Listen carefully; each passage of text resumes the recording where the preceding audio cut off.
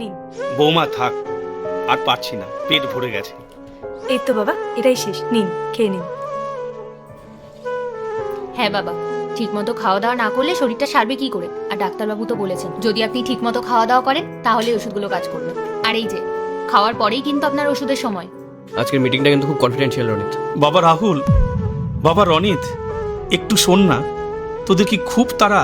এরপর কি হয় সেটা দেখার আগে যেই মা বাবার কাছে 5 টাকা চাইলে 10 টাকা দেয়, না খাবার খেতে চাইলে খাইয়ে দেয়, সেই মা বাবাকে ভালোবেসে থাকলে ভিডিওতে একটা লাইক দিয়ে চ্যানেলটা সাবস্ক্রাইব করে দাও। আর তুমি যদি এটা না করো তাহলে আমরা মনে করবো তুমি তোমার মা বাবাকে ভালোবাসো না। তাই অবশ্যই এই চ্যানেলটা সাবস্ক্রাইব করে দাও।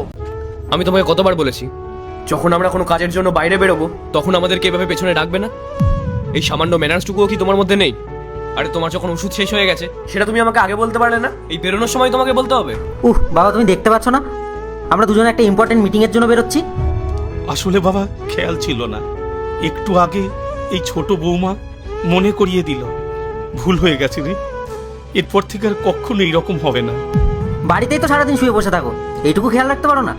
চ দাদা, এমনি দেরি হয়ে গেছে। নেক্সট পার্ট চাইলে চ্যানেলটা সাবস্ক্রাইব করে রাখো যাতে পরবর্তী পার্ট আসার সাথে সাথে সবার আগে তোমার কাছে পৌঁছে যায়। তাই অবশ্যই চ্যানেলটা সাবস্ক্রাইব করে রাখো।